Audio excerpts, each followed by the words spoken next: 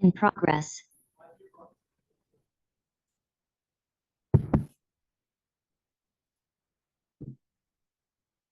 Meu cordial boa tarde a todos. Solicitamos que desliguem o som dos seus celulares, por gentileza. Pessoal que se encontra no meio virtual, solicitamos que não esqueçam de anotar os seus nomes no chat para registro das presenças e confecção dos diplomas, caso necessário.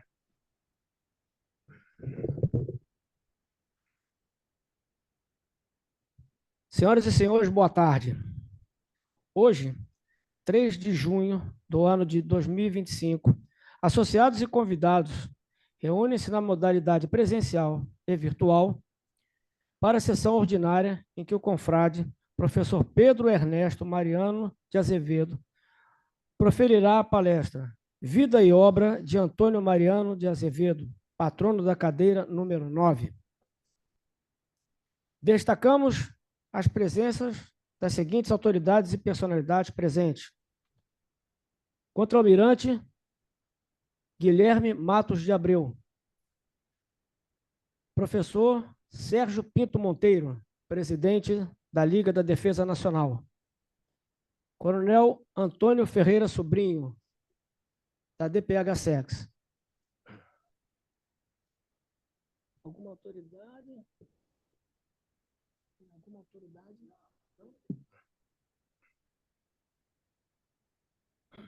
O presidente do Instituto fará uso da palavra, abrindo esta sessão ordinária.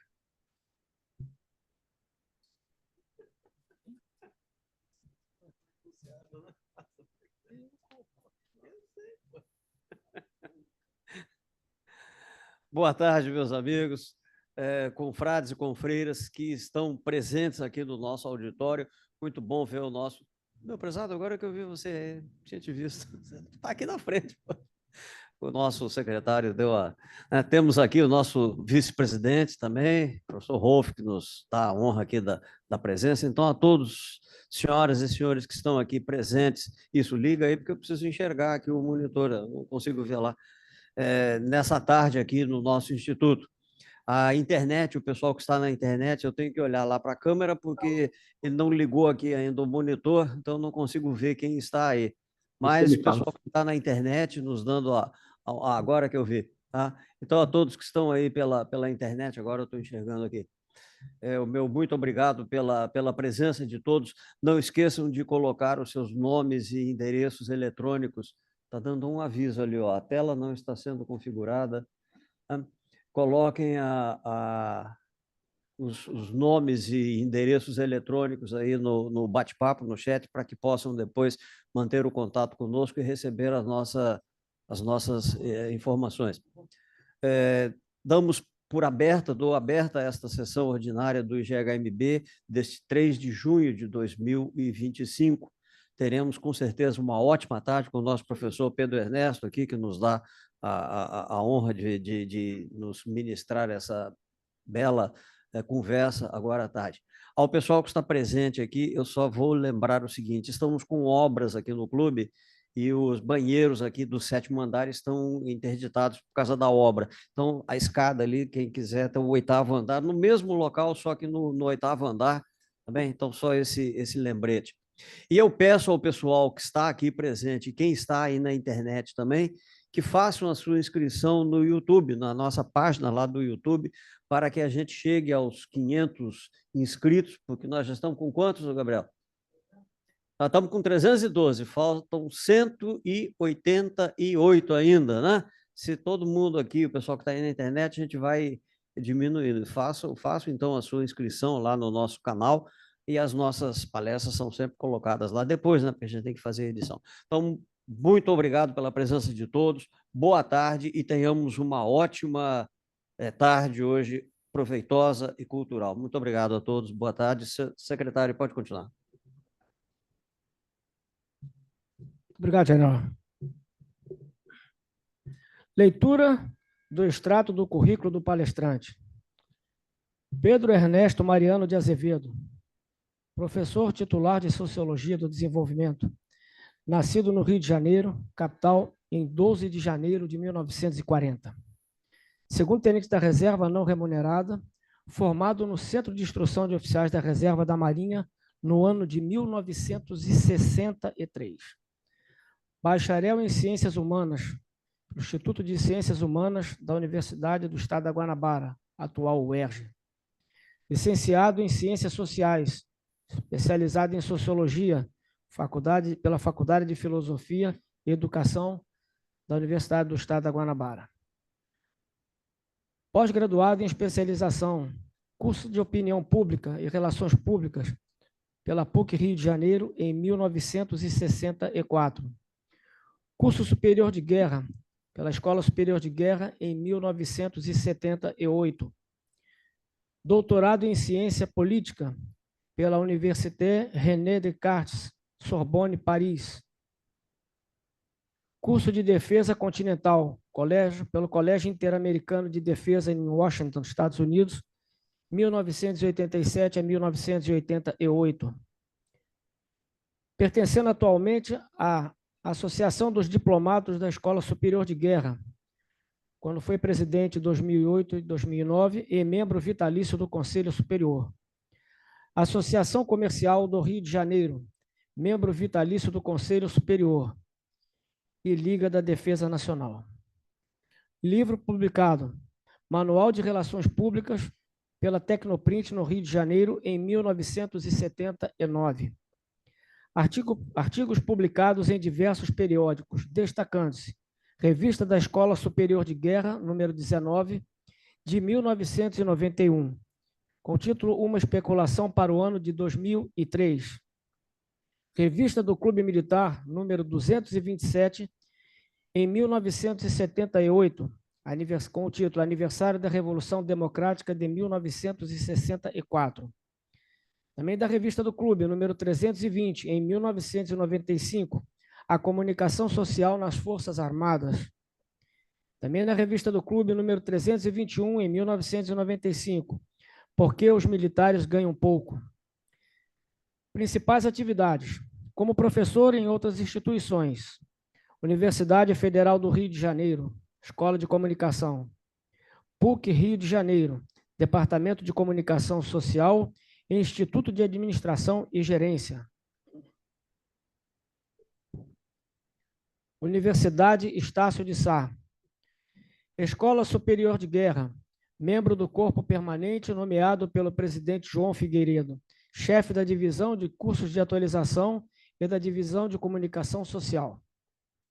Tendo ministrado palestras em todas as capitais brasileiras, exceto Boa Vista, e em diversas cidades brasileiras e no exterior, em Washington, Lisboa, Madrid e Barcelona. Chefe da Assessoria de Relações Públicas do Governo do Estado da Guanabara, período de 1963 a 1965. Assessor da presidência do Grupo KM e Come, de 1965 a 1969. Diretor do Centro de Ciências Humanas e Sociais do Instituto Isabel, no período de 1970 a 1976. Nomeado para a representação do Brasil na Junta Interamericana de Defesa em Washington, 1988 a 1989. Presidente do Conselho Regional de Relações Públicas do Rio de Janeiro, autarquia federal, no período de 1991 a 1993. Diretor da Ibero-América Comunicação e Cultura Limitada, no período de 1994 a 2023. Presidente da Liga da Defesa Nacional, Rio de Janeiro, no período de 2018 a 2023. O confrade é casado com a senhora Lourdes Amália Pérez Rojas Mariano de Azevedo. Professor Pedro Ernesto, o senhor terá 60 minutos para a sua palestra. A assistência é sua.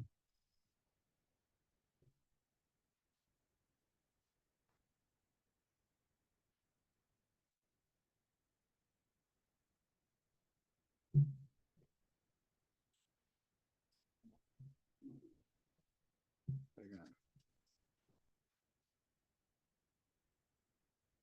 Primeiro, eu quero agradecer a todos a presença.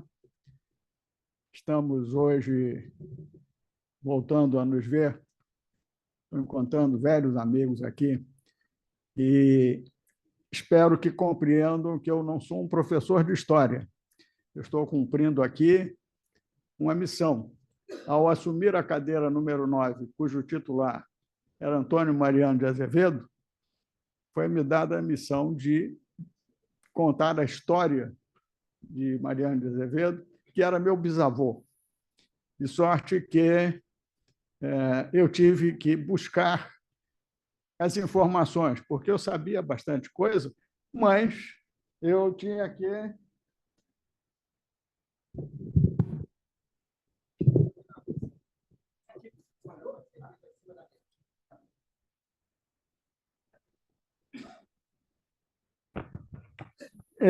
que mostrar da onde eu tirei a cola, porque, em verdade, o que acontece é que estes autores, o general Liberato Bittencourt, que escreveu um livro, Mariano de Azevedo, a doutora Maria Aparecida Silva, que escreveu esta tese, Itapura, Estabelecimento Naval e Colônia Militar, era doutora pela Universidade do Estado de São Paulo, já faleceu, isso foi em 1972.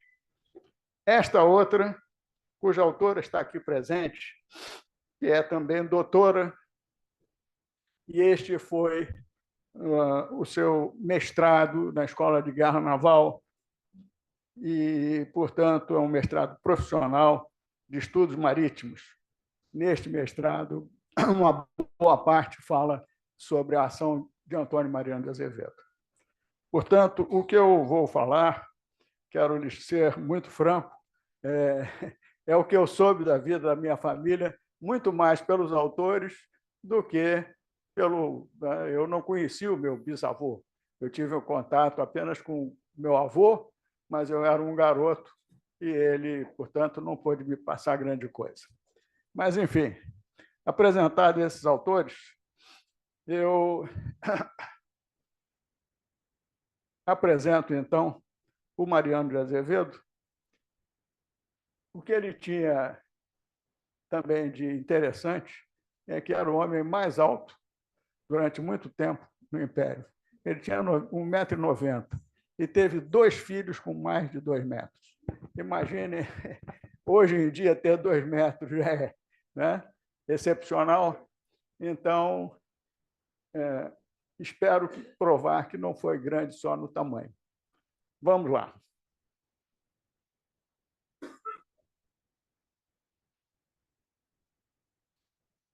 Antônio Mariano de Azevedo descendia de famílias portuguesas da área do Porto. Eu fiquei com os 2 microfones? Tá bom. É inexperiência, eu tenho de consultar o nosso presidente, general Bergo. Essas famílias, no século XVIII, vieram de Portugal para onde hoje é o Uruguai, mas naquele tempo era território português, na colônia do Sacramento. Em verdade, o nome todo era Nova Colônia do Santíssimo Sacramento, que foi fundada em 1680. Indo um pouco atrás, o primeiro Mariano de Azevedo, avô dele, em verdade, era Antônio Mariano. O Mariano era um nome não de família, mas ele resolveu adotar e passou a ser, então, conhecido como Mariano de Azevedo, e o seu filho e o seu neto também, o nome passou a ser de família. Não é? Temos hoje ainda aqui 3 Marianos de Azevedo. Tenho 2 filhos que estão aqui, e eu e minha esposa, que também é Mariana de Azevedo. E a minha irmã está aqui também. Bom, mas então...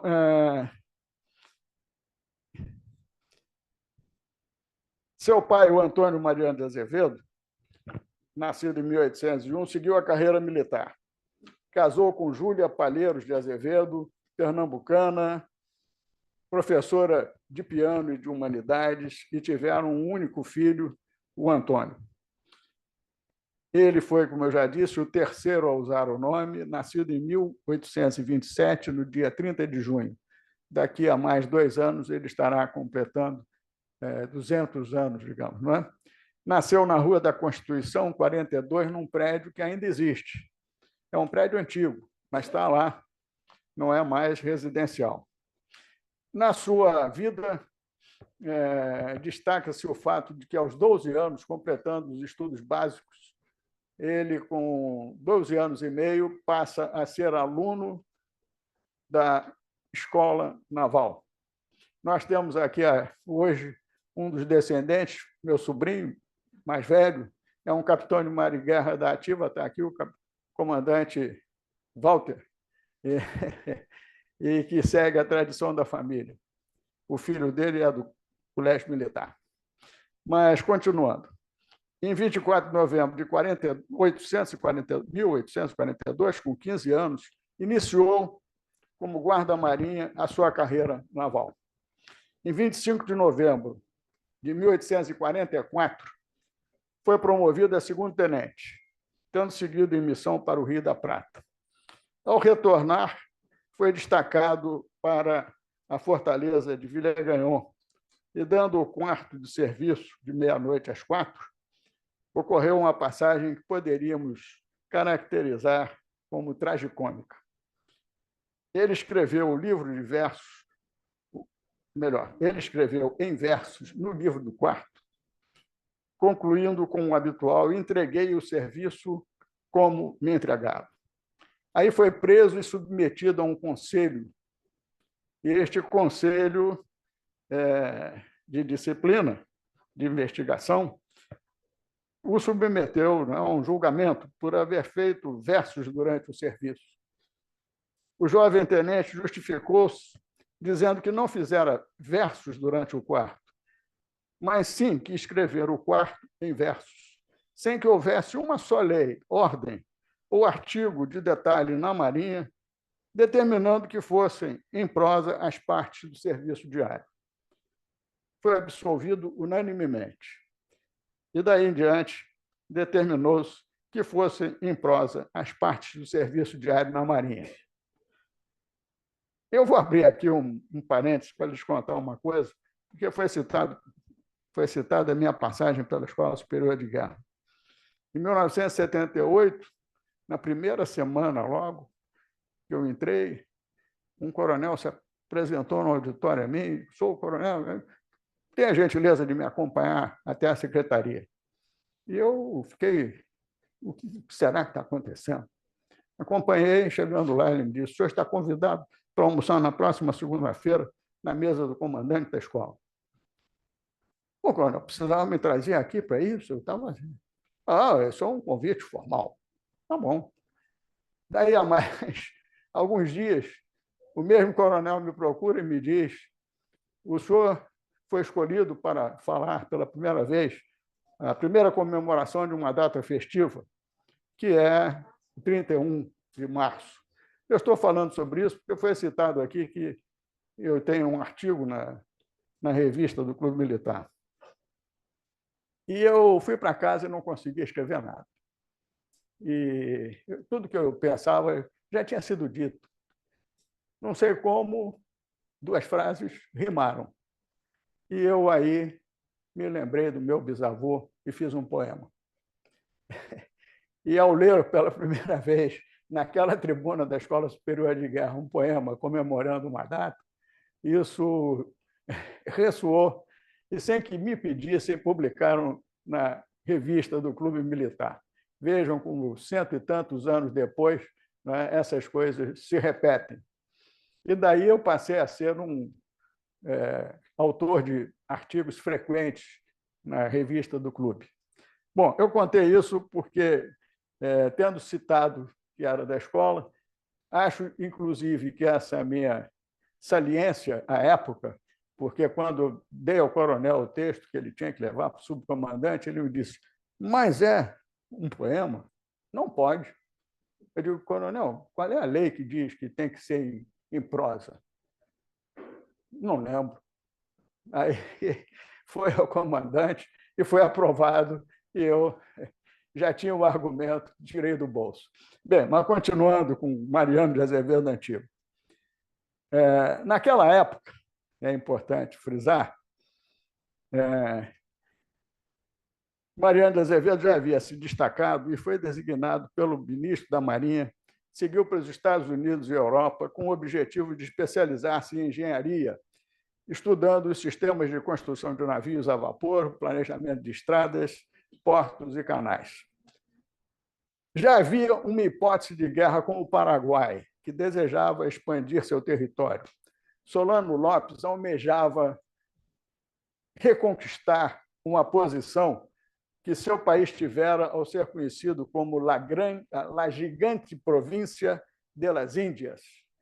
O Paraguai tinha sido maior e depois perdeu alguns espaços.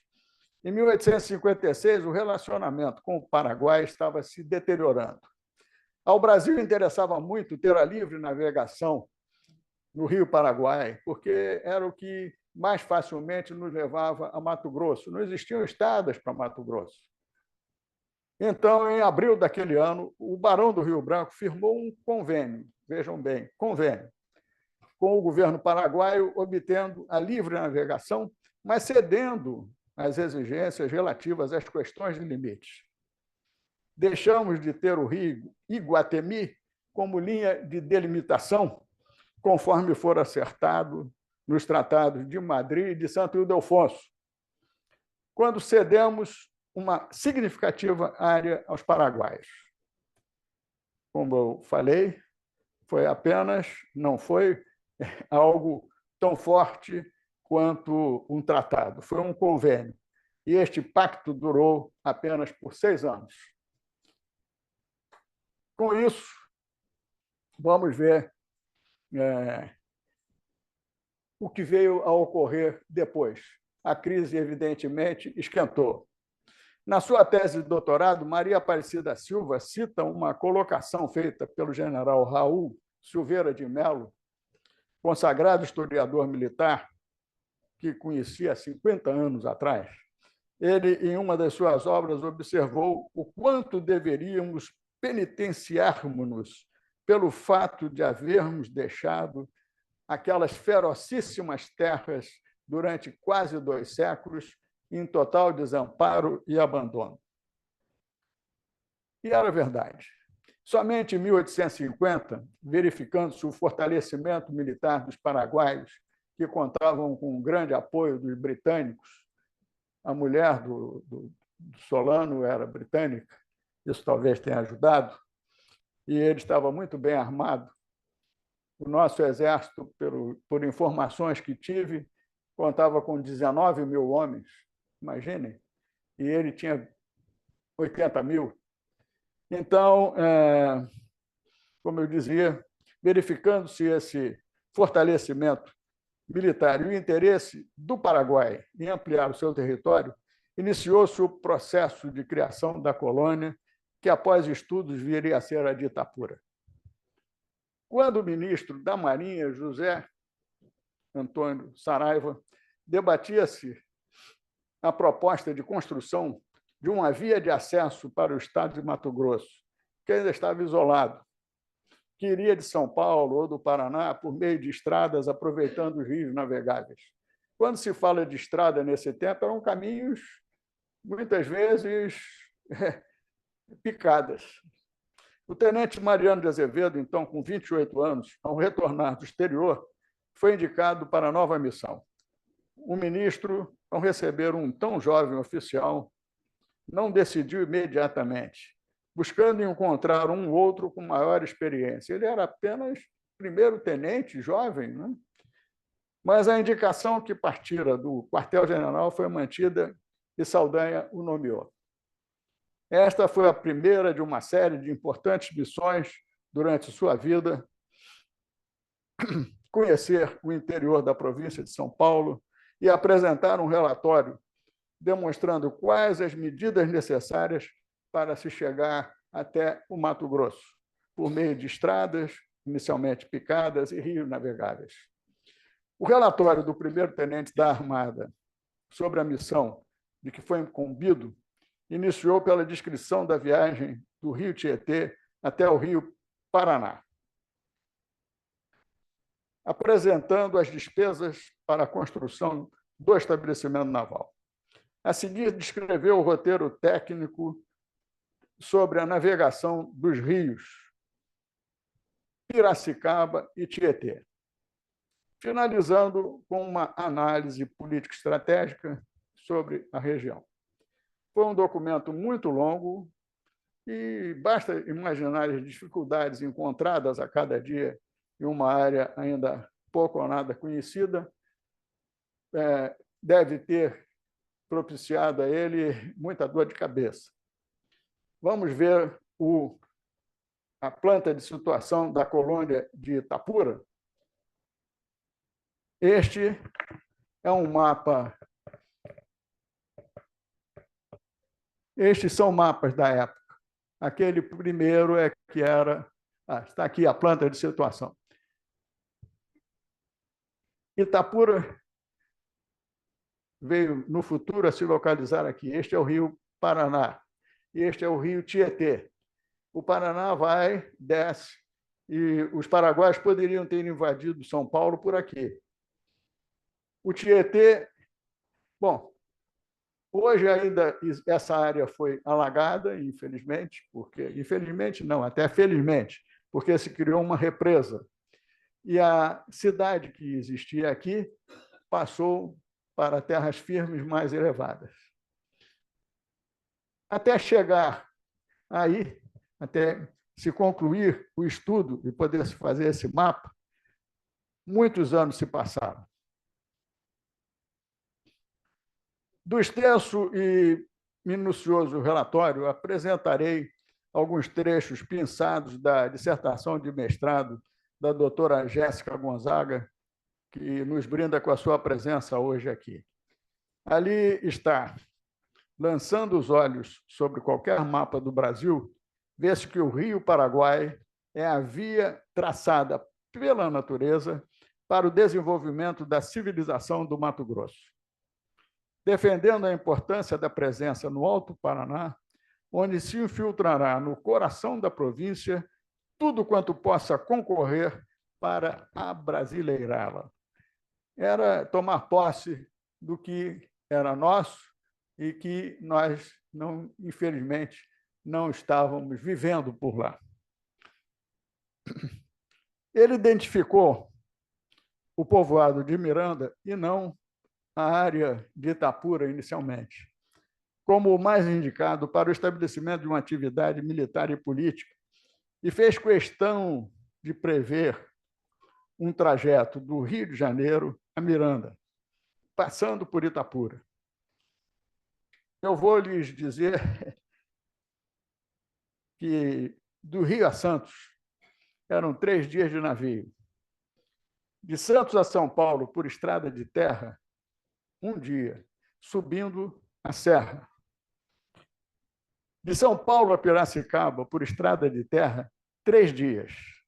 De Piracicaba a Havaiandava, de canoa ou pranchas, 7 dias. E por que canoas ou pranchas? Porque certos rios não permitiam a navegação de embarcações maiores. Tinham de ser embarcações menores, muitas vezes até grudadas 2 canoas para dar maior estabilidade. E, enfim, vejam como levava tempo, não é? Mas não parava por aí. De Havaiandava a Itapura, por estrada de terra, era uma picada, 3 dias.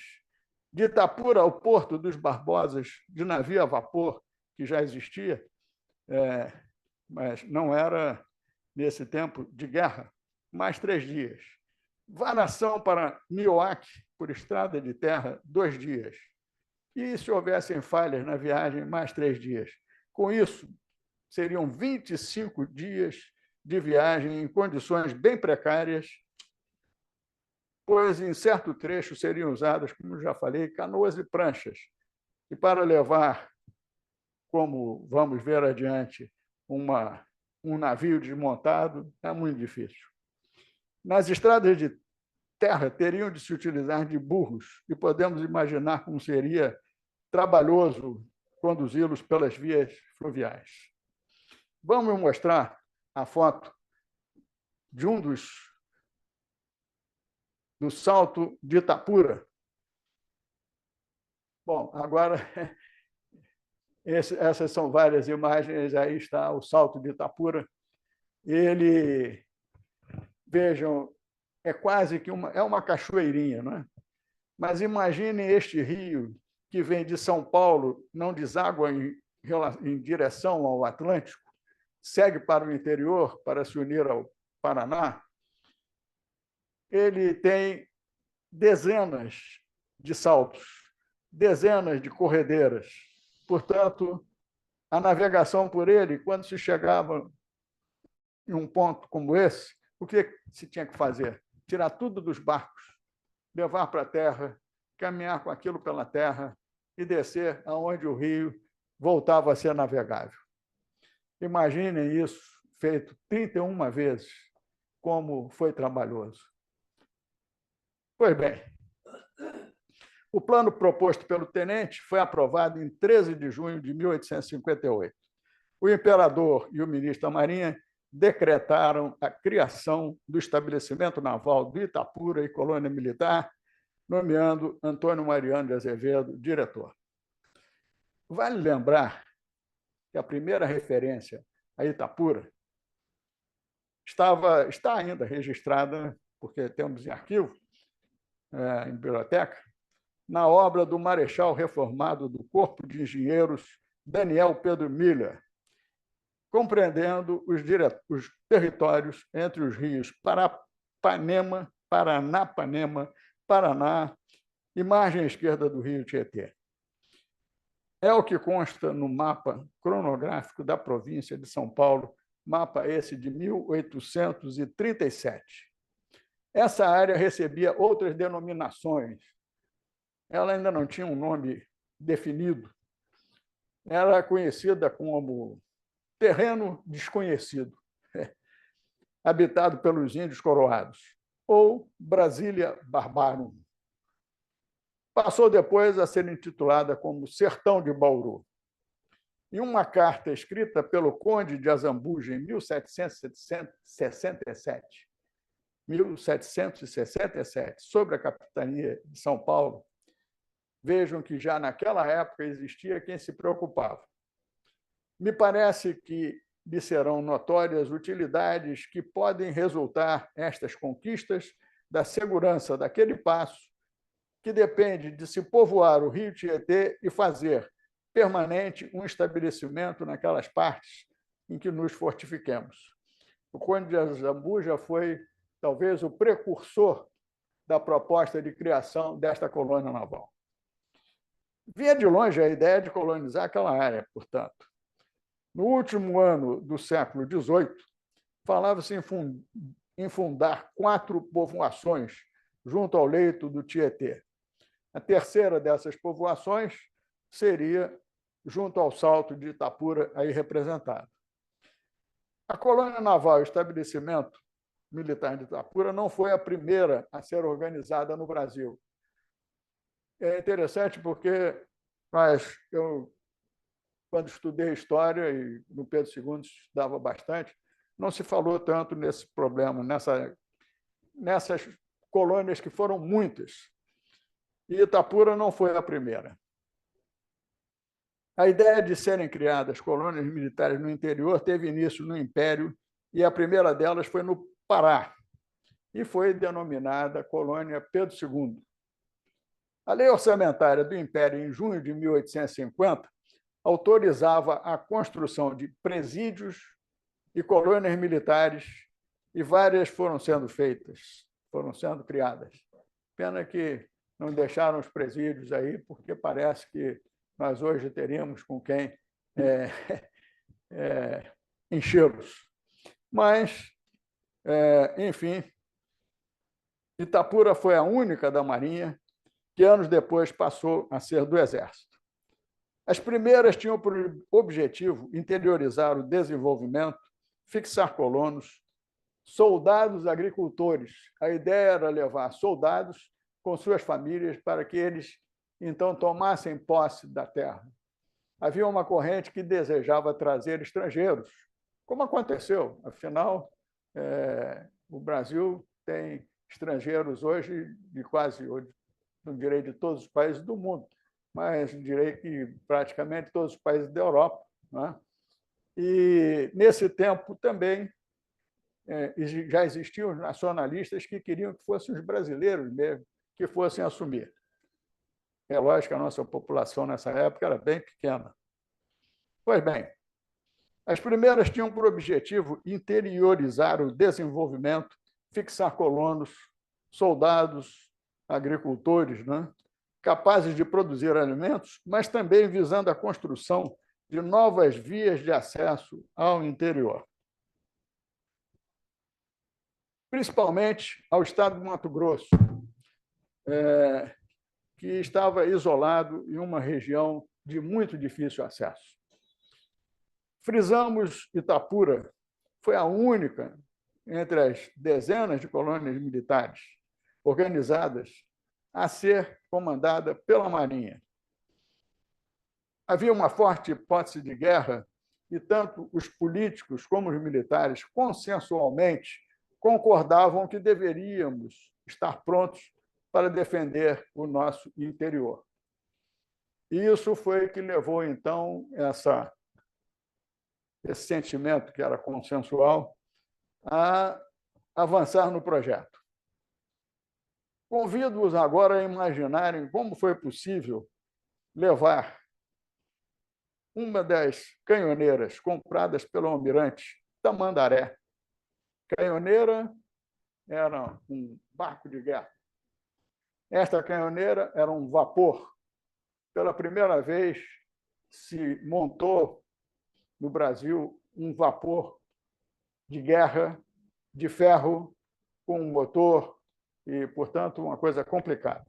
Mas, voltando, essa canhoneira tinha 18 metros de comprimento. Vejam que pouco mais do que isto aqui, talvez o dobro. 3,5 metros de boca, 1,80 m de calado. Trazida da Grã-Bretanha, onde fora produzida no estaleiro Myers e Maylor. Ao chegar, foi desmembrada em partes. Estamos expondo agora o depoimento de um médico alemão que, presente no desembarque, ou presente na ocasião, se interessou e relatou, e esse relato está registrado, o seguinte: ao chegar no Porto de Santos, dizia Robert Avé L'Allemand, ao chegar no Porto de Santos, as peças foram divididas em porções e carregadas em burros, sendo levadas serra acima, até onde o Tietê se tornava navegável. Já pensaram desmontar um navio, colocar em burros, subir uma serra, que era um caminho de terra, levar até onde o rio era navegável? Hoje, isso, para mim, é algo assim inimaginável, mas aconteceu. Isso está registrado, formalmente registrado, e esses relatórios estão à disposição de quem quiser pesquisar. Portanto, continua Roberto dizendo, eu mesmo vi consideráveis comboios de burros com esses pedaços de navio. Empreendimento, é certo, muito difícil, que custa muito dinheiro, mas que, por isto mesmo, é uma bela prova de energia do governo na promoção dos interesses do país.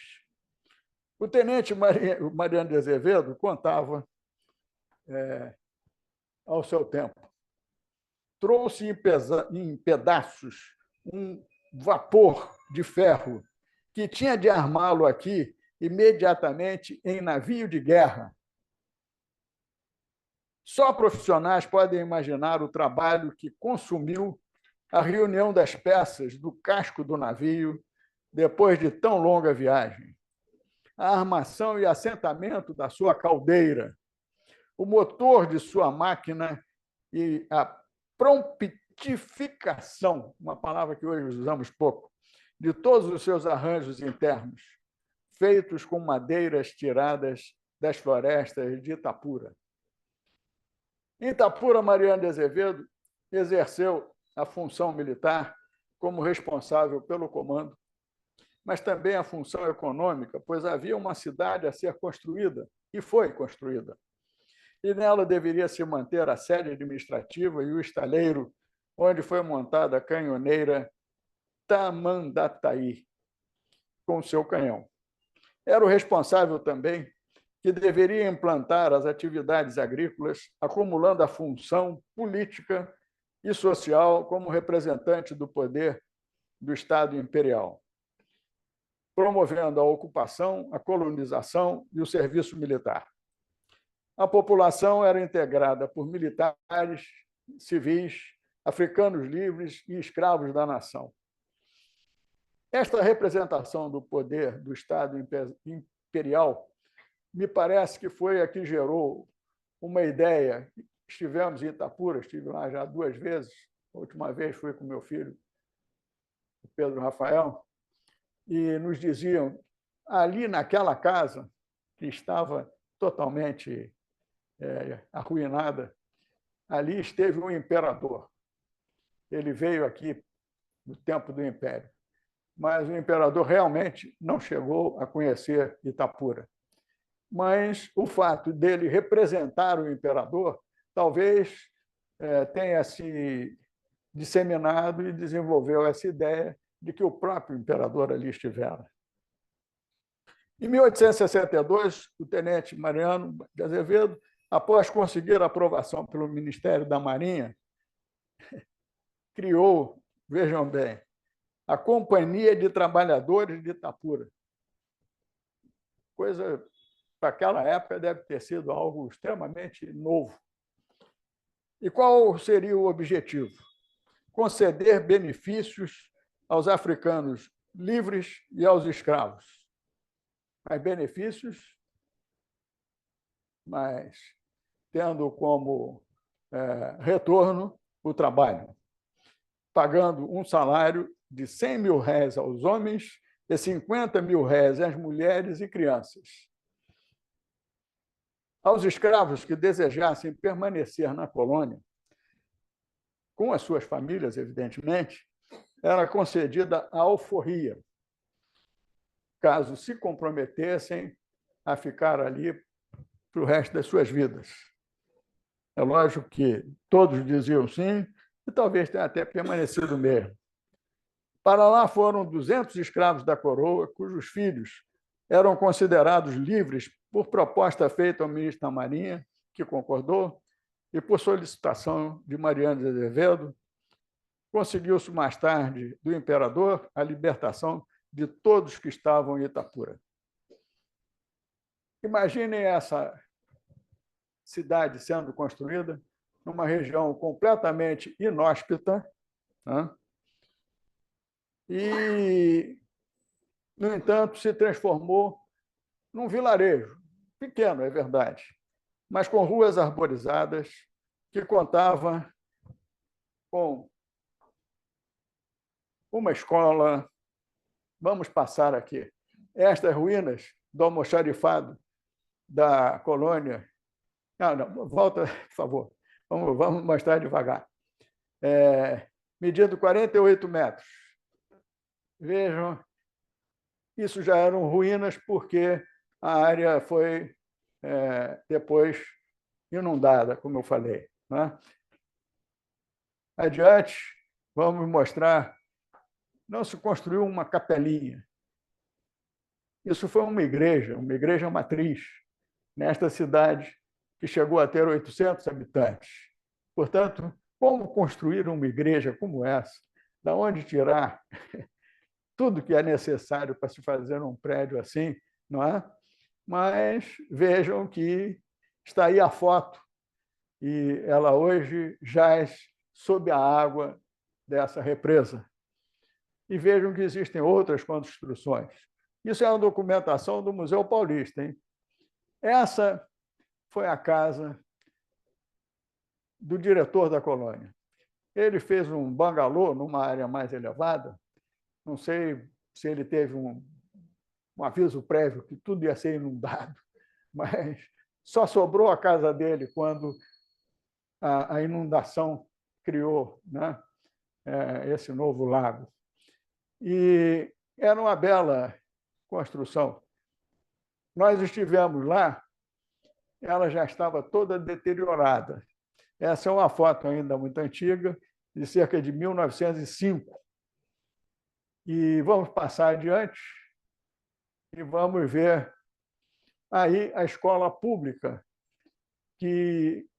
onde oficiais, as esposas dos oficiais, inclusive a minha bisavó, lecionavam para todas as crianças da cidade. Também uma foto de 1905, e ela já se deteriorando. Adiante. Essa é a ruína da Capela da Piedade, localizada na rua 7 de Setembro, Planta da Colônia. Vejam que é uma construção que, para a época, era imponente, né? Os detalhes, reparem os detalhes, né? Tudo isso demonstra que foi feito assim com, eu diria, muito amor e muita dedicação e muita também capacidade. Bem, mas nessa cidade, muitos morreram. E morriam pelas febres malignas, como a malária, que foi uma das responsáveis pelas péssimas condições de saúde do diretor, e que, afinal, veio a falecer por causa dessa febre, muitos anos depois, mas não durou tanto quanto poderia. E a mulher dele também se dedicava ao tratamento dos doentes. Uma enfermaria com médico e enfermeiras só foi possível alguns anos depois. Pois bem, apesar das dificuldades, a produção agrícola alcançou cerca de 1.600 alqueires de milho e 700 alqueires de feijão. A ideia era depender o mínimo possível de alimentos de fora. Ocorriam também caçadas e foi mantido um bom relacionamento com os indígenas locais. Nós estamos falando só de doenças, de febres, de mosquitos, mas quanta gente terá sido picada de cobra, quanta gente terá, né, enfim, sofrido acidentes, e lá seria muito mais difícil de tratar do que em qualquer lugar já, digamos, com uma civilização avançada. A cidade contava com algumas ruas. As paralelas ao rio tinham os seguintes nomes: Monte Caceiros, 7 de Setembro, Conselheiro Cândido de Oliveira e Guaranapes.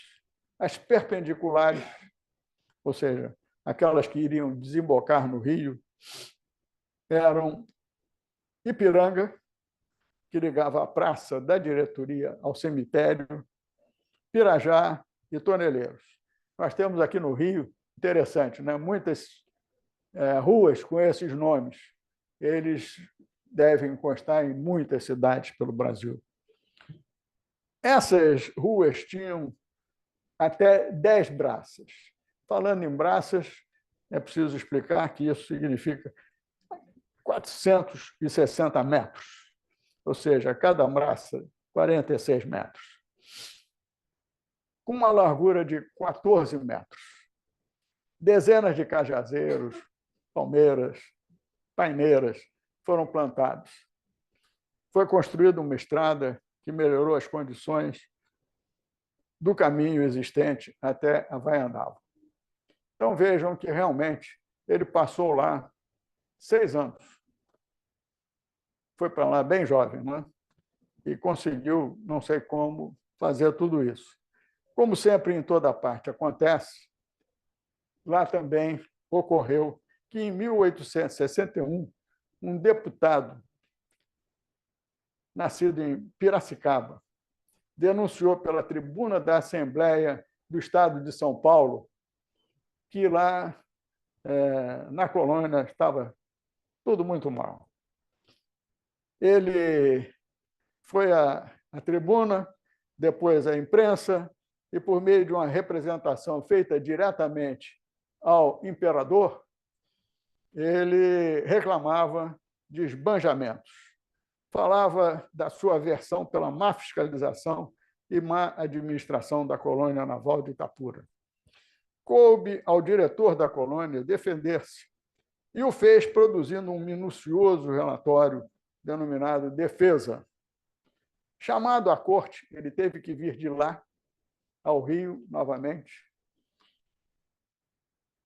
Apresentou sua defesa e alcançou os melhores resultados. Ficou provado que, apesar de todas as incríveis e inimagináveis dificuldades encontradas, fora criada dentro de uma área inóspita, uma pequena cidade que chegou a ter 800 habitantes. Tinha 50 prédios construídos, que aos poucos vinha se tornando autônoma e com a montagem de um navio a vapor dotado de canhão. Ora, só isso eu acho quase milagre. Mas eu, como sou bisneto, é normal que eu exagere. Bom, vejamos a foto do canhão. Vamos lá. Aí são ruínas das casas, né? Essa é a capa do trabalho da doutora Jéssica, que nos brinda com a sua presença. Este canhão ele está preservado em São Paulo, no Museu do Ipiranga. E este canhão deve ter criado uma fama no Paraguai, porque os paraguaios, que eu saiba, nunca tentaram subir o Rio Paraná e invadir São Paulo, né? Poderiam, talvez, ter feito isso, mas sabendo que ali tinha uma canhoneira e ficaria muito mais difícil para eles o acesso. Bom, então, o canhão realmente era visto como muito ameaçador na época. Pois bem, o caso proposto pelo deputado foi encerrado, o diretor da colônia foi prestigiado pelo governo e, sem que fizesse qualquer esforço, foi eleito deputado pela província de São Paulo em 5 de abril de 1863. As pesquisas que eu fiz demonstram que ele não tinha nenhum interesse político partidário. Isso foi em decorrência do governador que o conhecia, ter patrocinado essa eleição e o fez deputado sem que talvez, não sei se até o teriam consultado. Foi uma retribuição pelo que ele estava fazendo pelo Estado. Então, como eu já disse, para que isso acontecesse, foi importante um pronunciamento do governador da província de São Paulo, José Joaquim Fernandes Torres, enviado diretamente ao conselheiro Sebastião Rego Barros, ministro da Guerra, declarando que, 2 pontos, a declaração, dele faço súbito conceito de inteligência e caráter. O governador repassou ainda um pronunciamento do juiz de direito da comarca que afirmava: o alto conceito que deposito naquele oficial pelos seus serviços e pelo seu caráter são conhecidos. O original da defesa de Mariano de Azevedo tem cópia arquivada no Arquivo Público de São Paulo. Portanto, é um acesso fácil para aqueles que desejem buscar alguma informação. E o que aconteceu de melhor foi que este texto, deste relatório, valeu ao conselheiro Mariano de Azevedo, ele aí já foi no futuro, mas a entrada no Instituto Histórico e Geográfico Brasileiro, o mais antigo do país, hoje ainda, que contava com a assídua presença do imperador em suas atividades. Após concluir sua missão em Itapura, foi o primeiro oficial da Marinha a ser admitido no Instituto Histórico e Geográfico Brasileiro, que fica ali de frente do Passeio Público e da Praça Paris, aquele prédio da esquina, com vários andares, e aonde, inclusive, tem sede a Liga da Defesa Nacional do Rio de Janeiro, presidida hoje pelo professor Monteiro, que está aqui nos prestigiando também com a sua presença. Bem, com isso,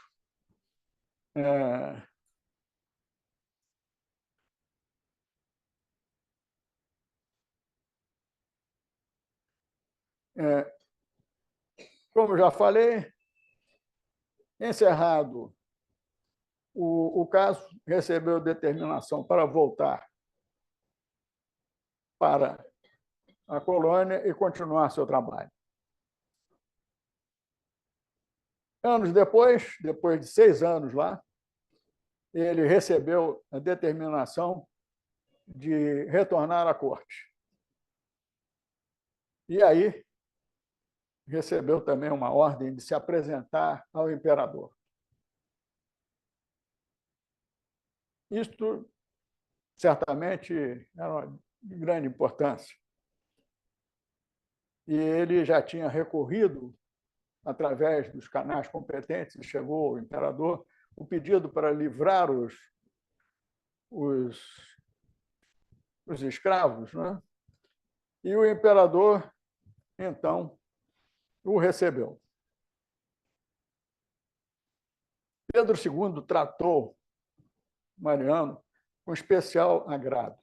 Isso está no texto de mais de um dos autores que pesquisei. Lembrando-lhe que o coronel, pai dele, seu pai, né, acompanhara Dom Pedro a Portugal. Dom Pedro foi para Portugal porque seu irmão, mais moço, assumira o reino que ele, por direito, por ser o filho mais velho, deveria ser o rei de Portugal. E ele foi para lá não pensando em se tornar rei de Portugal, mas em dar à sua filha, Maria da Glória, a coroa. Foram anos em que ele teve apoio dos ingleses, dos franceses, não foi fácil, ele ficou estabelecido no Porto, criou lá o seu exército, e o Antônio Mariano de Azevedo, coronel, pai do oficial de marinha, era um dos seus oficiais. Ele tinha sido professor aqui na academia que foi criada, aliás, o primeiro curso superior criado no Brasil foi uma academia militar, cujo prédio ainda está até hoje na Praça Tiradentes.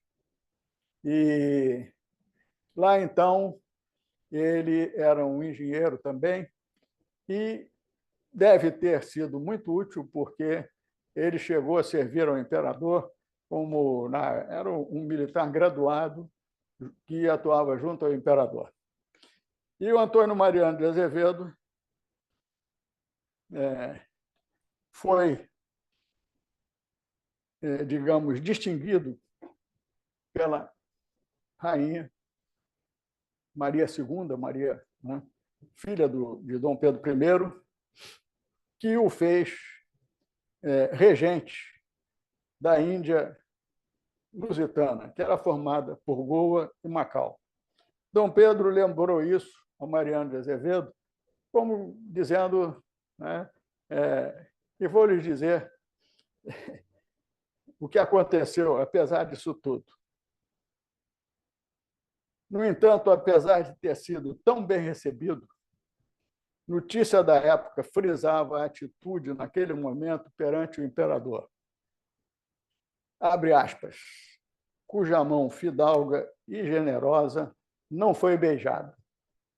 Ele era republicano e abolicionista. E, nessa época, ser republicano e abolicionista era algo bem contra o regime que vigorava. Vamos passar, não sei se vai dar para ver a notícia do jornal, Não, esta é a capa do livro do general Liberato Bittencourt, esse romance psicobiográfico. É mais adiante. Não, essa é uma informação, chamavam de modelo de honestidade. Tal. Isso eu vou citar mais adiante. Esse jornal, infelizmente, não dá para ver, mas vamos passar no outro, porque o outro me parece, neste, se tiverem boa visão, vão ver aqui, ajudante de campo, Antônio Mariano de Azevedo, adido do Estado-Maior de Sua Majestade o Imperador. Então, esse coronel era, entre os militares que acompanhavam, era um militar de carreira e era um ajudante de campo nesta época, e que foi depois, Dom Pedro, quando conseguiu a conquista e passar o trono para sua filha, ele faleceu logo depois.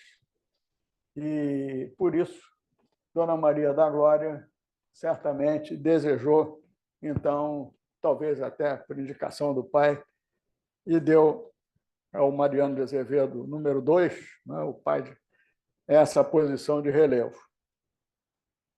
Esse jornal, nós temos a cópia dele porque tem um livro que traz as principais notícias de toda a história do Jornal do Comércio. E esta notícia é da época da morte do imperador. Conta tudo como se passou e afinal, ao terminar, isso foi em 4 de outubro de 1834. É uma cópia do Jornal do Comércio com a descrição de todo esse fato histórico, que está à disposição de todos que desejem. Pois bem, vamos passar adiante, então. E, em 1867, ele foi incumbido de uma nova missão no exterior, e, ao retornar dessa missão, ele passou a atuar no estaleiro naval, e consta que passava periodicamente pela Igreja da Candelária para observar o andamento da construção, que durou mais de 120 anos. Hoje nós temos aqui irmãs da Irmandade da Candelária que nos prestigiam também, e não sei se sabiam disso, mas ele semanalmente ia visitar a obra como engenheiro que era e manteve, portanto, um contato muito, né, amistoso com aqueles que ali trabalhavam. Em 1872, ele foi nomeado, ele já tinha comandado uma corveta, foi nomeado bibliotecário da Marinha. Devemos lembrar que, naquela época, a biblioteca era o centro da inteligência, porque ali estavam todas as informações vindas do mundo inteiro e, portanto, era de uma importância vital. Era onde se guardava tudo que era de grande importância, né? Os ensinamentos, enfim, a experiência de outras marinhas. E ele passou algum tempo como bibliotecário também. Certamente, já doente, essa missão foi para ele mais um presente para que ele pudesse ter menos preocupações. Bem, em 1875, foi promovido a capitão de fragata e, 7 anos depois, a capitão de mar e guerra. Temos um outro capitão de mar e guerra, também da minha família, mas do lado da minha mãe. Está aqui presente com a prima e a esposa, minha prima e a esposa. Então, estou dizendo porque assim contamos com alguns marinheiros e temos um almirante também conosco. Então, hoje a Marinha tem alguns representantes. Pois bem, mas então ele foi promovido a mar e guerra em 1884, passando a ser membro efetivo do Grande Conselho Naval. Mas antes, o imperador, que apreciava a sua cultura e capacidade e o chamava de modelo de honestidade, e havia honrado o Antônio Mariano, concedendo-lhe o título de conselheiro do Império. Esta declaração foi feita ao general Liberato Bittencourt, autor de um dos livros que está aqui, não é, o romance biográfico, pelo barão Ramis Galvão. O barão Ramis Galvão foi o preceptor dos príncipes da família imperial e era uma pessoa de notável inteligência. Ele não teria sido chamado para ser o preceptor da família imperial se não fosse realmente tão inteligente. E as nossas irmãs na Candelária, quando eu digo que eu também sou irmão, devem saber que ele foi o primeiro diretor do prédio que foi construído lá em São Cristóvão, que tem rua na frente, rua atrás, todo um quarteirão, e ali passou 30 anos, e foi também um dos organizadores da Biblioteca Nacional. Portanto, Ramis Galvão era uma pessoa de um alto nível, e se ele fez essa declaração, foi porque realmente era verídica. Pois bem, 2 anos depois, bem doente, faleceu Antônio Mariano. Ele teve 10 filhos, e eu conheci apenas meu avô e uma tia-avó já muito idosa, com quem estive pouquíssimas vezes. E meu avô também, eu era menino, foi um general do Exército aqui de Mariano de Azevedo. Seus filhos, 2 foram oficiais de marinha, um morreu tentando salvar uma moça no Uruguai que estava se afogando, e, portanto, não sei se foi o de 2 metros, porque foram vários, mas que vivessem muito foi apenas o meu avô e essa sua irmã. Bom, a colônia naval e o estabelecimento militar, depois da Guerra do Paraguai, passou a pertencer ao Exército. A canhoneira foi desarmada, passou a ser utilizada fazendo a ligação entre cidades da região. Então, ela deixou de ser da Marinha, passou para o Exército também não se interessou, logicamente, e passou para os governos locais. E um dia ela naufragou e está a 21 metros de profundidade na represa. Eu tive vontade de mergulhar lá, mas eu acho que 21 metros eu não vou ser capaz, então ficou só na vontade. Mas o diretor de uma escola de mergulho de São Paulo, que tinha até vontade de vir aqui hoje, mas não pôde, ele me mandou uma foto. Essa foto não mostra nada, porque a água está muito cheia de... Enfim, mas o barco está lá. E eu imagino que esse barco, com essa história de ter sido o primeiro de ferro, um vapor de guerra, com canhão, montado no Brasil, deveria ser tirado da água e posto num monumento.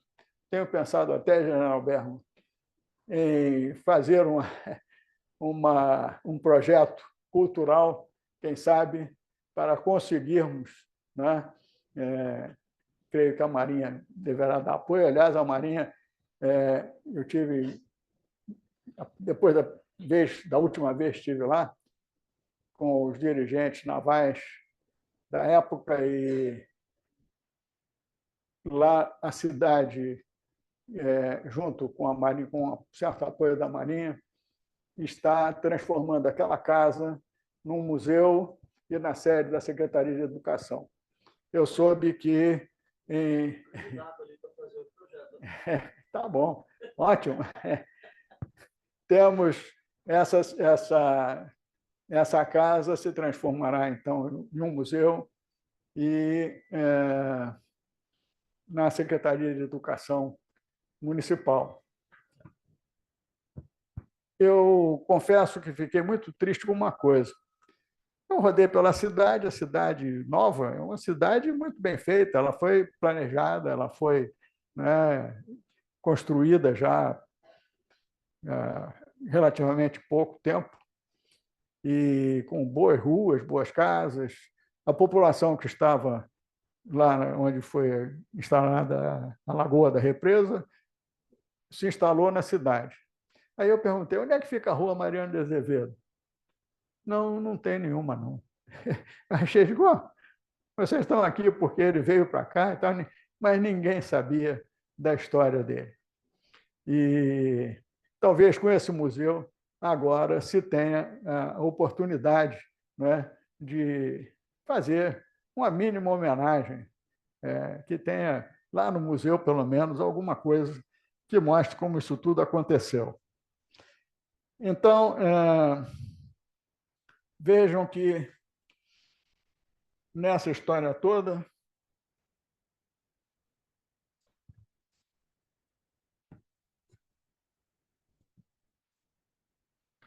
como eu colei, lhes disse, eu tenho que ler, né? Eu não sou um professor de história. Então, resta dizer que Mariano de Azevedo recebeu condecorações e o que mais se destacou foi o hábito da rosa e, posteriormente, o hábito de São Bento de Assis, por extraordinários serviços à Marinha e à Pátria, que foram concedidos pelo imperador. Bom,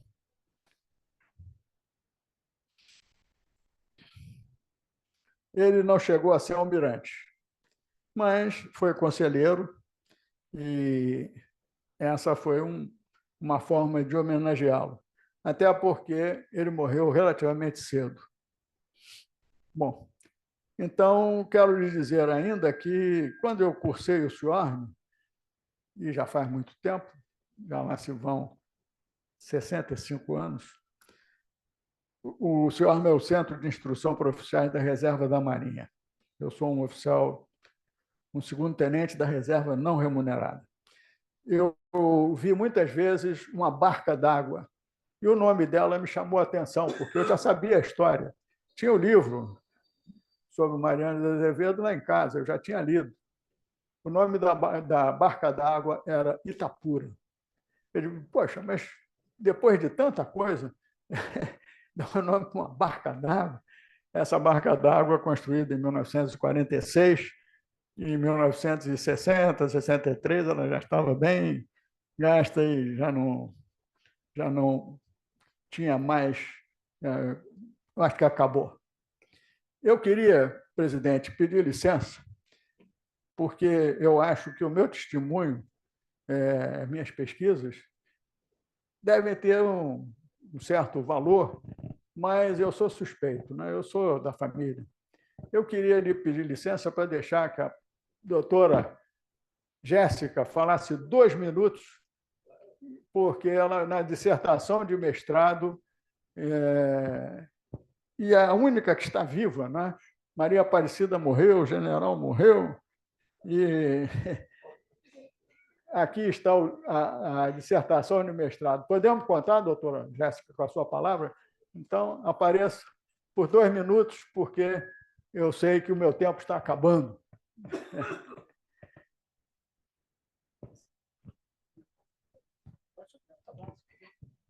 Não, ele é a estrela de hoje. Boa tarde a todos. Tudo bem. Boa tarde a todos. Ele me obrigou, tá? Olá, boa tarde a todos. Em nome do General Berra, cumprimento a todas as autoridades presentes, ao público online. E quero ressaltar que ele me obrigou a estar aqui, né, doutor? Aqui no caso, né? Porque é uma honra estar aqui na plateia. Então, eu agradeço ao professor pelo convite, eu não tenho nem muito a acrescentar a essa brilhante palestra, mas eu só quero ressaltar o quanto que foi assertivo ao Instituto Histórico Militar conceder essa cadeira a esse ilustre oficial de marinha que foi o Antônio Mariano de Azevedo. Então, quando eu me debrucei nessa pesquisa, eu identifico e analiso o Antônio Mariano como um geopolítico. Lógico que não existia geopolítica na época como uma disciplina, ela só vai ser institucionalizada na Alemanha no final do século XIX. mas todas essas documentações oficiais produzidas por ele demonstram uma relação de poder sobre o território. Muito bem apresentado pelo professor Pedro, ele citou uma frase do Antônio Mariano de abrasileirar o território brasileiro. Então, nesse relatório, ele dizia: nós precisamos abrasileirar o interior de São Paulo para que essa fronteira não comercialize tanto com a Argentina ou com o Paraguai. E, dessa forma, consolidar a unidade do Império do Brasil. Então, esse projeto ele foi, de fato, concretizado a partir de um projeto civilizador. Então, o Antônio Mariano de Azevedo ele representa um executor de um projeto de civilização da Marinha Imperial durante o século XIX. Então, Itapura transformou-se em uma colônia militar com divisão de terra, a terceira maior biblioteca da Marinha, uma escola pública, como os senhores viram, inclusive para filhos de escravos, um vapor inglês e um diretor altamente comprometido com essa empreitada. E que honra temos nós de sermos contemporâneos ao seu bisneto, que sem dúvida possui muitas das qualidades do seu antepassado. A sua generosidade, sua vida profissional comprometida com assuntos nacionais e inteligência. Então, obrigada, família Mariano de Azevedo, pelos serviços prestados à história do Brasil.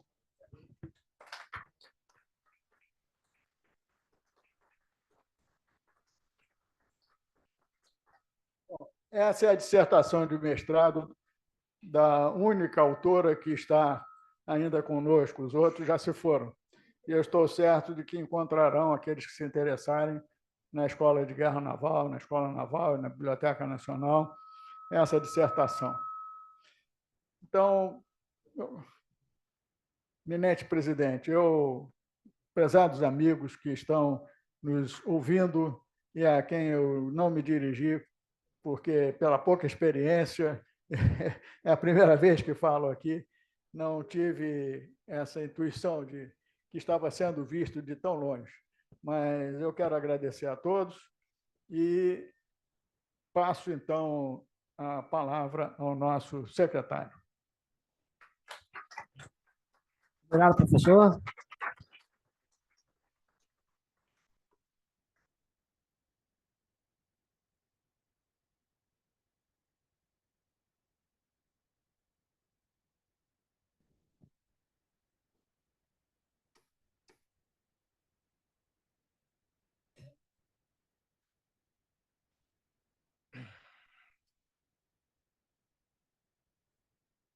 Bom, dando continuidade, está encerrada a palestra e o presidente convida os assistentes para os debates. Os debates serão conduzidos de maneira informal, bastando que os presentes no auditório, em realizar perguntas, levantem uma das mãos e os assistentes virtuais a marquem com uma mãozinha na tela do computador. Reiteramos a necessidade de que as perguntas dos debatedores sejam claras, precisas e principalmente concisas, com a finalidade de permitir uma maior participação da maioria da audiência. Alguém aqui na plateia deseja fazer alguma pergunta ao palestrante?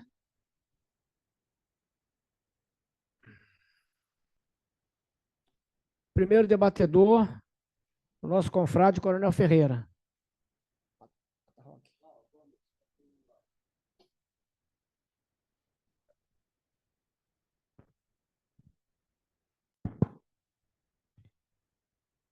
Professor, é uma alegria, né, ter tido essa oportunidade de ouvir uma história tão bonita, né, de amor ao Brasil e de cumprimento de dever, né, cumprimento de missão, né? Realmente eu não conhecia o personagem que o senhor aqui colocou, né? Vou me interessar por conhecer mais. Já tinha ouvido falar da colônia militar de Itapura, mas não tinha o conhecimento desses detalhes que o senhor descreveu. E o mais importante para nós é que aí vai a minha pergunta, é que ela aconteceu paralela, né, à Guerra do Paraguai. o período da sua existência coincide basicamente com o período da guerra. Então, a minha pergunta é essa: teve alguma consequência para a colônia o fato daquele território estar em conflito, né?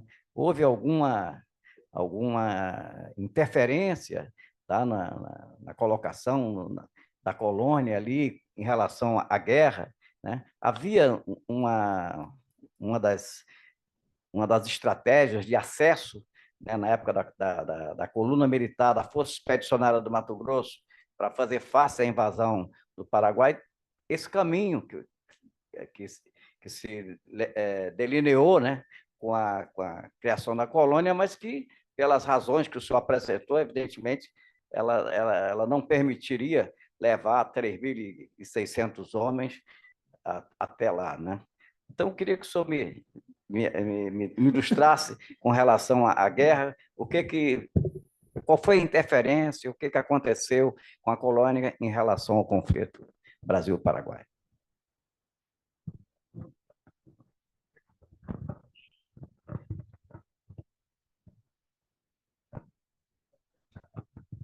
Coronel, eu lembro que antes ainda da guerra já começou o movimento, né? E realmente isso deve ter chegado ao conhecimento dos paraguaios. Acredito, como eu cheguei rapidamente a tocar no assunto, que o fato de ter ali uma canhoneira britânica, né? O armamento paraguaio parece que era todo britânico também. Eles sabiam, mas eles não tinham, eu não sou um especialista nisso, mas eles não tinham uma força naval, né, ou fluvial até, para fazer frente. Sorte que só o fato de estar guardado, ter ali uma colônia militar, um estabelecimento militar, uma colônia naval, certamente por ali eles poderiam ter entrado se não tivesse nenhuma defesa. Mas antes da guerra já havia esse movimento e durante a guerra cresceu e realmente, né, se fortaleceu. Agora, o que eu soube que a colônia pôde ajudar nesse período de guerra foi que na retirada da laguna, que foi uma retirada realmente incrível, né? Não se perderam homens, mas tivemos que sair porque já não tinha mais munição, enfim, estávamos, né, problema sério. Foi um combate violento, ganhamos muita experiência, mas tivemos que sair. Nessa hora, o barco serviu, mas ele era pequeno e transportou muito poucos retirantes. Tinha um outro barco da Marinha também já lá, e foram os dois que ajudaram. E a maior parte dos militares da retirada da laguna tiveram que sair caminhando mesmo, e não foi fácil. Mas é o que eu poderia lhe dizer. Eu vou me meter aqui e ampliar um pouquinho. Realmente, nessa época da guerra, paraguaios fizeram os planos, porém tem um detalhe importantíssimo: o Rio Paraná não é navegável. Ele só é navegável nem até Foz do Iguaçu, por ali, porque existiam as quedas, as 7 quedas de Guaíra, então era impossível a navegação. O Paraguai, sim, o Rio Paraguai vai-se de barco até Cuiabá. Claro, barcos menores, mas aqueles barcos da guerra que operavam no Rio Paraguai, no Rio Paraná, eles não passavam ali de Corrientes, um pouquinho mais para cima, né? Era impossível aqueles barcos subirem. Mas a navegação hoje no Tietê existe, muitas chatas, mas elas navegam e com as eclusas, que hoje existem eclusas, todas essas saltos aí que ele falou, tem o Rio Tietê hoje, deve ter várias eclusas, é uma coisa até bonita da gente ver. E lá para Mato Grosso também, a construção das usinas de Jupiá, Ilha Solteira, todas essas fizeram represas, né? Mas a navegação era, como ele dizia, restrita, então não tinha condição de subir o Rio Paraná. É isso aí. Obrigado. Próximo debatedor é o nosso confrade e segundo vice-presidente, professor Rolfo Cabeceira. E, na sequência, o nosso confrade, engenheiro Pedro Bergo. Parabenizar também, professor, inclusive com uma personalidade, como o Coronel Ferreira falou, a gente mal conhecia, né? E que é uma injustiça que agora está sendo reparada, né, através desses trabalhos todos e a sua palestra. Aqui, e aí, por conta de curiosidade, eu fui tentar achar quem era ele no Google, né?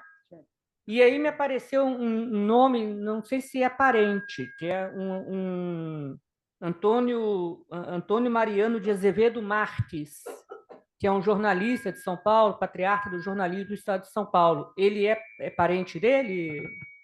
Era um primo. Mas esse homem, que Antônio Mariano de Azevedo conheceu por causa principalmente por causa dessa ação que houve contra ele, né? E ele era um líder político. E aí, eu diria que quem estudar a história de São Paulo e a criação da Faculdade de Direito vai encontrar o Antônio Mariano de Azevedo Marques, conhecido como Mestrinho, na Faculdade de Direito, e que lá criou-se, naquela época. Bom, eu vou sair um pouco do... Mas já que tocou, criou-se naquela época, por inspiração de um alemão que fugiu da Europa por ter assassinado um grão-duque, e acho que a grã-duquesa, conseguiu chegar ao Brasil, foi para o interior, e lá porque ele sabia que ele ia ser buscado pelo mundo inteiro.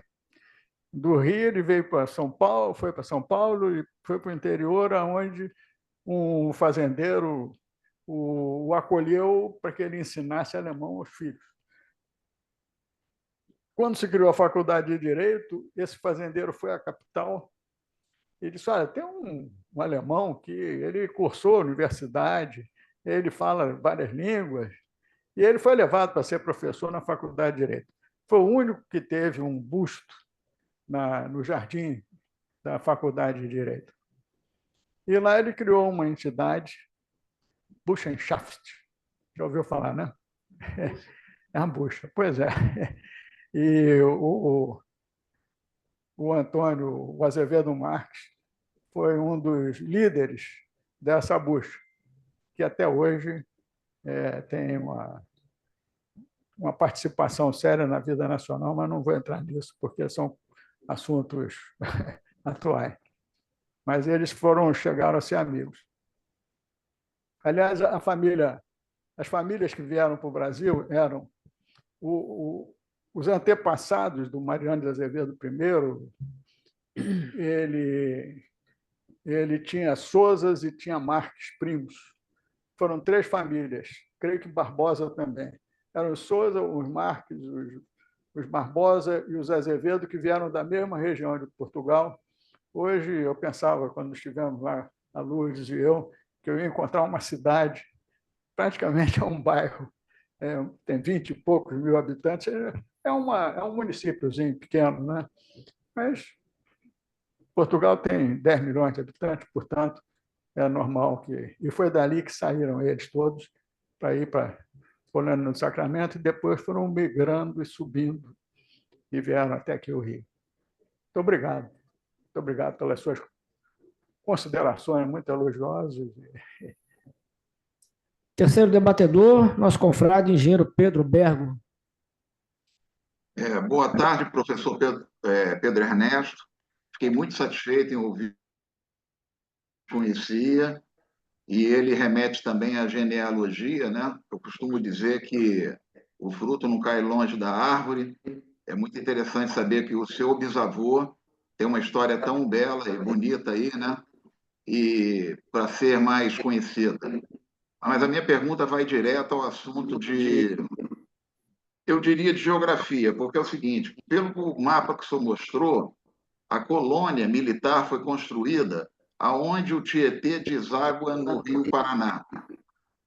Mais tarde, houve uma inundação 100 anos depois para fazer uma usina hidrelétrica e essa cidade foi deslocada mais a nordeste, vamos dizer assim. É onde o senhor foi visitar, inclusive, né? E o senhor disse que tem indícios de que existe lá uma canhoneira chamada Tamandataí, né? Tamandataí, que está fundada lá.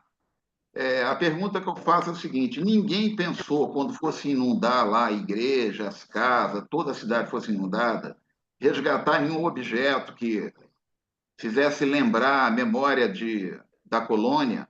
Não seria prudente, imagina, eu sei que é caro, mas resgatar essa canhoneira e fazê-la um objeto lá vamos dizer assim, de memória, né? De lembrança da. O senhor falou que nem rua tem do nome do bisavô do senhor, né? Queria que você falasse um pouquinho sobre isso. O que, que tem de requisitos na nova cidade que lembre a antiga? Obrigado. Eu agradeço. Interessante, mas eu também não sou um grande especialista nisso, mas a canhoneira, ela deixou de ser um vaso de guerra porque a Marinha não tinha como deixar lá alguém, né? Era preciso manter o barco. Então, o que aconteceu? O Exército não se interessou porque não era algo que pudesse servir ao Exército, né? Eles não tinham marinheiros. Então, essa canhoneira passou a ser um naviozinho que estava ali o tempo todo servindo as cidades próximas. E quando ele afundou, ele já estava, que eu saiba, no lago da hidrelétrica, né? Da hidrelétrica não, da lagoa que fornecia, então, né? A força para a hidrelétrica. E a partir daí, foram feitos alguns esforços, mas não foi para diante, porque é sempre a falta de recursos, né? A foto que eu vi, ela está embicada com a proa assim para cima, aparecendo a metade do barco, e para tirar 21 metros, certamente será caro.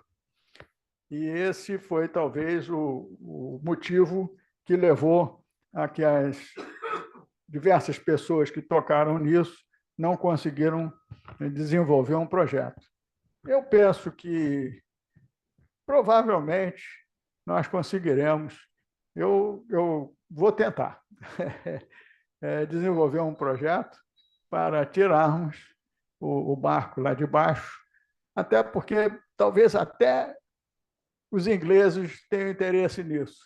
Mostrar um navio seu, né, que daquela época que foi montado aqui, né?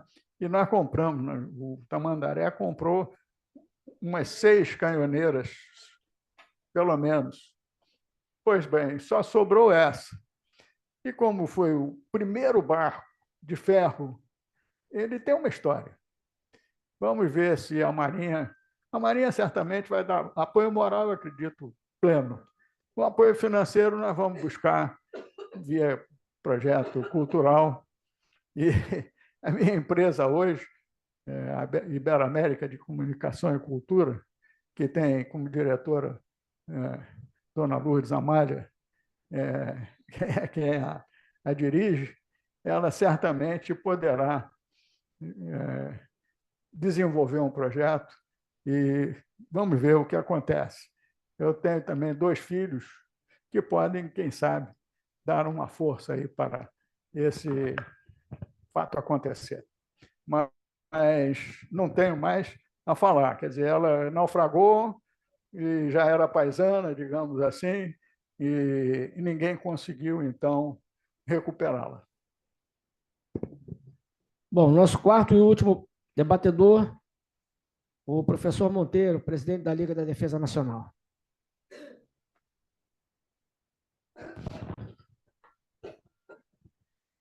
Boa tarde, general Albergo.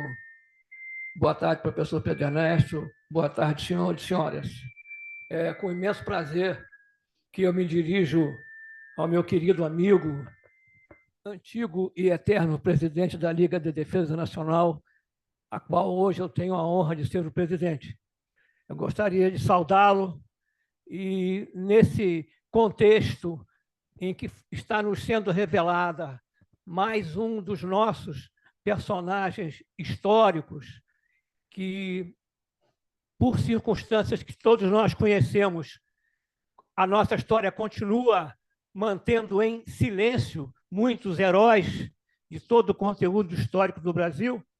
Eu gostaria de colocar, professor Pedro, a Liga de Defesa Nacional à sua inteira disposição para colaborar no projeto de reerguer esse vulto histórico e o navio a ele ligado. Então, cumprimentos nossos, um abraço, estamos juntos. Muito obrigado. O professor Monteiro é um grande conferencista. Nessa área de história, ele tem feito várias conferências que eu tenho assistido e, portanto, é interessado também. Eu agradeço e vamos nos reunir em breve e tocar adiante. Então, foi por isso que eu convidei. Foi por isso que eu convidei. Mas, então, eminente presidente General Bergo, meu antigo companheiro também na Escola Superior de Guerra, muito agradeço essa oportunidade e creio que cumpri a missão. Então, desejo a todos uma boa tarde e que levem boas recordações de hoje.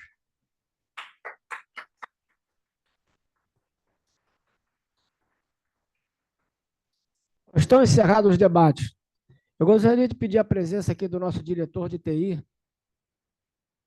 Fortuna, para transmitir uma mensagem aos senhores aqui.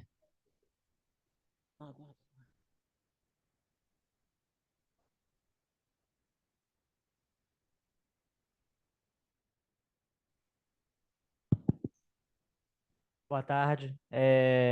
Só relembrar e reiterar o pedido que o presidente Bergo fez, de pedir para tanto os presentes aqui quanto os presentes virtualmente se inscreverem na nossa página do YouTube.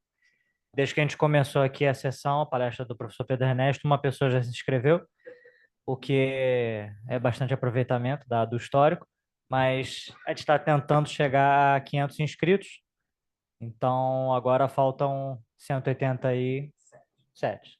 Pois é. Então agradecemos. Depois a palestra vai ser disponibilizada no YouTube. Então também depois a gente avisa, se vocês quiserem curtir, compartilhar, tá? Para poder aumentar a divulgação e presença digital do canal. Só isso, só. Obrigado, Gomes. Obrigado a você. Bom, dito isso, informamos que na próxima terça-feira, dia 10, o confrade, capitão de fragata Robson Farinaso, apresentará a palestra BRICS, por que importa para o Brasil e por que o Brasil é importante para a entidade. O presidente do GHMB apresentará os agradecimentos ao nosso palestrante. E, em seguida, encerrará a apresentação desta sessão.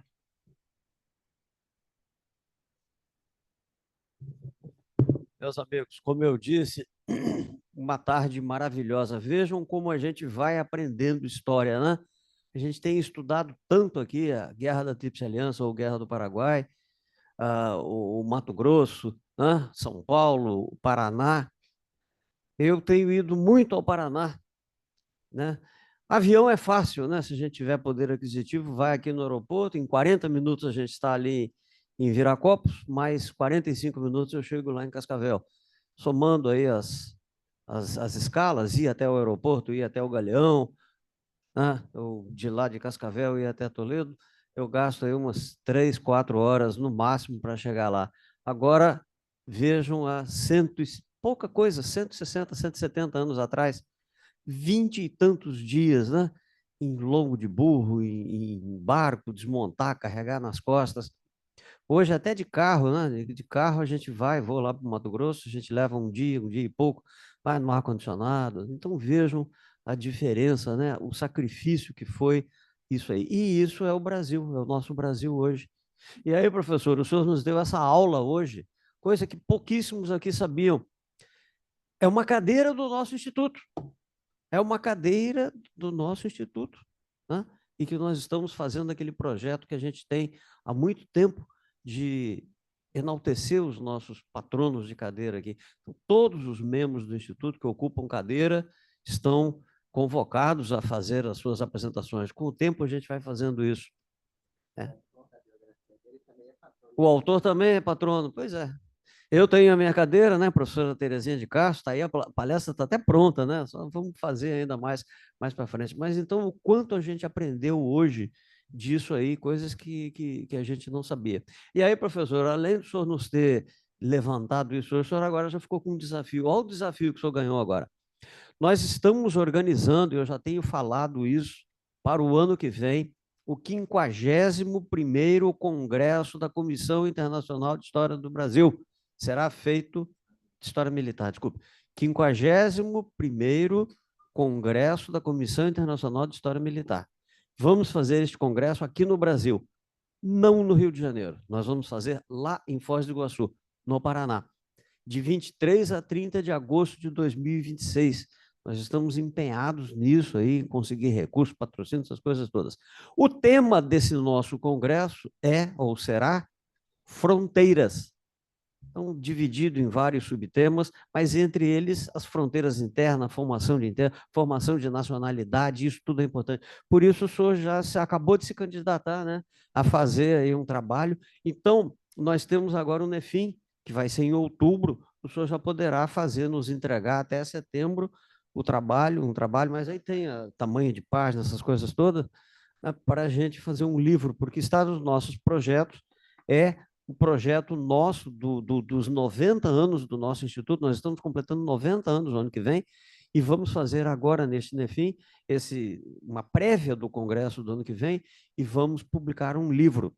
Este livro trará os artigos que forem produzidos pelos nossos interessados e associados sobre este tema, que será o livro que nós vamos produzi-lo em português, em inglês e em espanhol. Nós vamos fazer esse livro como parte do projeto, ali o Coronel Joel, que está fazendo aí as nossas duas obras para o ano que vem. Esse é o livro das fronteiras e o outro é o Atlas da Guerra da Tríplice Aliança. Esses livros serão comemorativos dos 90 anos do nosso instituto. Né? Parece ontem, né? A gente está fazendo 90 anos, instituto que nasceu aqui nesse clube, aqui nesse local, não nesse prédio, porque esse prédio aqui não existia, mas aqui nesse local, e que agora a gente está aqui novamente. Então, professor, o senhor já está convocado, convidado, né? Entre outras coisas, a preparar isso aí, porque esse livro vai ser a nossa apresentação da comitiva brasileira ao Congresso, o Congresso que será no Brasil, mas nós estamos formando isso. Né? E esse projeto aí de resgatar, não, por que não? Por que a gente não vai lá perturbar o Almirante Kerr lá, né, Guilherme? Vamos falar lá, a gente faz aí um projeto, quem sabe a gente não consegue fazer isso. Estamos fazendo. Os sonhos existem para que a gente sonhe. E para que eles sejam realidade, basta alguém querer ou tentar fazer. Então, não custa. Fazer projeto, eu estou fazendo aí esse projeto do Congresso do ano que vem, foi um atrevimento, a gente está aí, não tem muitos, não, já temos um pouquinho, não temos, mas estamos correndo atrás para fazer o nosso. Então, por que a gente não vai perturbar lá o pessoal da Marinha para tirar? Estamos com aqueles barcos lá no Paraguai, quem já visitou lá o Vapocuê, já viu lá os barcos estão lá, são barcos até inferiores, né? Porque são alguns de madeira e tudo. Esse é metálico, né? Construído e montado aqui, ele tem um valor histórico inestimável, isso é um grande valor para nós. Então, não custa a gente fazer um estudo aí, fazer um projeto e a gente vai. Se vamos conseguir é outra coisa, mas pelo menos tentar, a gente tenta. Então, esse é o primeiro desafio. Segundo desafio, trazer o Monteiro aqui para o Instituto. Por que não é sócio ainda? Eu sou sócio da Liga, aliás, eu tenho que acertar depois lá, né, pagamento de anuidade, que eu nem sei. Me cobrou, falou que eu tenho aí, que é mensalidade. Aí eu respondi lá, falei, não, e não me responderam mais, então não tem. Não, não sei, pô, não sei. Mas então tivemos essa tarde maravilhosa aqui. E eu só tenho a lhe agradecer, professora. Aumenta mais ainda a admiração que eu tenho pelo senhor aí, um exemplo aqui para a gente. Está sempre presente aqui, é uma figura de grande valor. A sua foi a segunda melhor turma da ESG, né? Que eu saiba, não é isso? Acho que foi, né? Não sei. Da melhor turma tem 2 aqui, ó. A melhor turma tem 2 aqui. Então, professor, vou lhe agradecer por essa maravilhosa aula, vou lhe entregar o nosso diploma. O nosso diploma, como eu sempre digo, eu sou repetitivo em falar isso, ele é materialmente, né, é papel e tinta, a nossa capinha aqui, mas o que importa é o simbolismo que ele está carregado. Ele está carregado aqui com os agradecimentos de todos nós. Eu passo às suas mãos o seu diploma e peço à plateia que está aqui no auditório, quem está na internet, uma salva de palmas. Muito obrigado.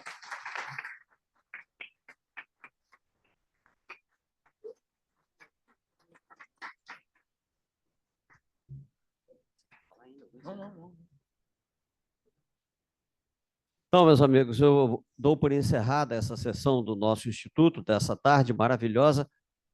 Convido agora para o nosso coquetel, que vai ser aqui na varanda. Lembrando mais uma vez que o banheiro aqui do 7º andar está com problema de obras. Estamos usando o banheiro no mesmo lugar, só que no 8º andar. Tem que subir um lance de escada. E eu quero aproveitar, eu estou vendo aqui que o professor Israel, cadê o professor Israel? Abre sua câmera aí. Professor Israel, abre a sua câmera aí. Meus amigos, quem está na internet, o professor Israel completou 80 anos, né? O senhor já está com um pouquinho a mais, né? Mas o professor Israel, o seu aniversário é quando? Ah, em janeiro, já foi, né? Mas o professor Israel foi agora, o aniversário dele foi antes de ontem, sábado. Professor Israel, olha aí, ó, eu já puxei a orelha do seu afilhado aqui, que ele não lembrou, ele disse que mandou mensagem para o senhor, mas não me lembrou. Aí eu falei, eu vou puxar a orelha do meu diretor de comunicação social, que não me lembrou de um aniversário importante desse. Então, o diretor de comunicação social, eu vou ver depois quem é, tá? E ele será devidamente puxado a orelha, porque não lembrou o presidente do seu aniversário. Professor, Deus lhe abençoe, tá? Muita paz, muita saúde, que o senhor continue esbanjando essa alegria aí, está sempre conosco aí. Todos aqui estão lhe cumprimentando, um pouquinho atrasado, mas o culpado está ali, ó. Está ali o culpado, tá bom? Puxa, depois só puxa a orelha dele, tá bem? Que ele é que é o culpado. Parabéns, Deus abençoe, muitas felicidades aí. E, meus amigos, muito obrigado. Terça-feira que vem nós temos o comandante Farinazzo, vai falar sobre os BRICS, é muito importante isso, né? Não faremos aqui no auditório, será lá no 12º andar, mas no mesmo esquema que a gente fazia. Então, muito obrigado a todos, está encerrada a sessão. Vamos ao nosso coquetel agora. Parabéns mais uma vez. Muito obrigado a todos. Boa tarde.